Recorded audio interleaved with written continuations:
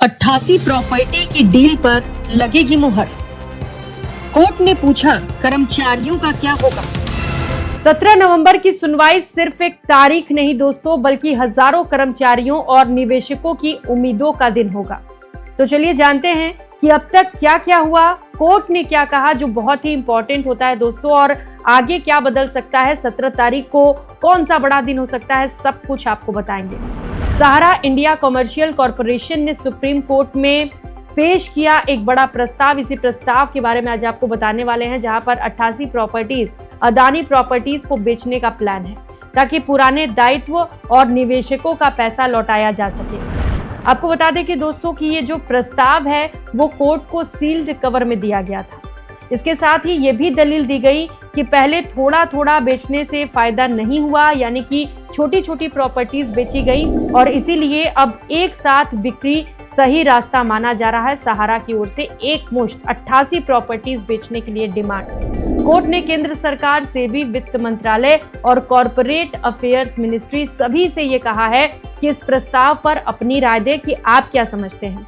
इसके साथ ही जो सबसे महत्वपूर्ण बात थी दोस्तों, कोर्ट ने ये भी कहा कि एम्प्लॉइज का क्या होगा। और आपको बता दें, कोर्ट ने खुद से स्वतः संज्ञान लेके ये बात कही, यानी कि कोर्ट एम्प्लॉइज को लेके काफी ज्यादा सीरियस है। इसके साथ ही एमिकस क्यूरी यानी कि कोर्ट द्वारा नियुक्त एक स्वतंत्र वकील सीनियर एडवोकेट शेखर नफाडे को ये जिम्मा दिया गया है दोस्तों कि वो ये बताएं कि कौन सी प्रॉपर्टी विवादित है, कौन सी साफ है यानी कि विदाउट डिस्प्यूट है, और किन पर तीसरे पक्ष के दावे हैं यानी कि जो डिस्प्यूटेड प्रॉपर्टीज हैं। इन तमाम बातों का खुलासा किया जाए। एमिकस क्यूरी का मतलब समझ लीजिए दोस्तों, कोर्ट का मददगार जो किसी पक्ष से जुड़ा नहीं होता, बस वो निष्पक्ष सलाह देता है और इसीलिए कोर्ट उसे नियुक्त करता है ताकि वहां पर भेदभाव ना हो और किसी पक्ष की बात एक तरफ से ना रखी जाए, दोनों पक्षों को ठीक तरीके से समझा जाए।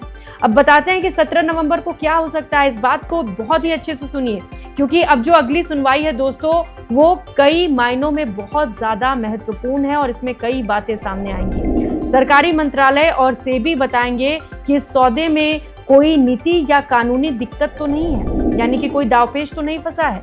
एमिकस की रिपोर्ट कोर्ट को गाइड करेगी कि कौन सी संपत्तियां बेची जा सकती हैं और कौन सी नहीं, क्योंकि अभी हमने आपको बताया कोर्ट ने रिपोर्ट पेश करने को कहा है।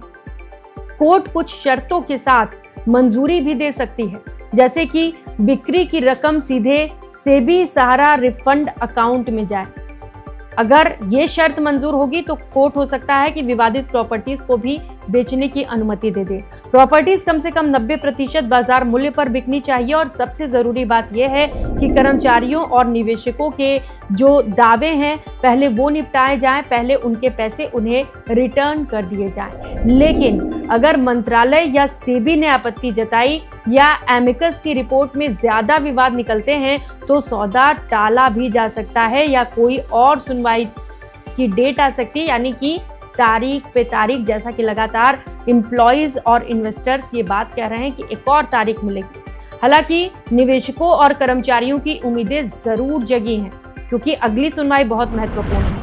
अगर सौदे को कोर्ट की मंजूरी मिलती है दोस्तों, तो जो रकम होगी वो सीधे सेबी सहारा अकाउंट में जाएगी, यानी कि आपके खाते में, जहां से पुराने निवेशकों को उनका पैसा ब्याज सहित लौटाया जा सकेगा। जैसा कि हम लगातार जिक्र कर रहे हैं, 15% ब्याज के साथ आपके पैसे मिलेंगे।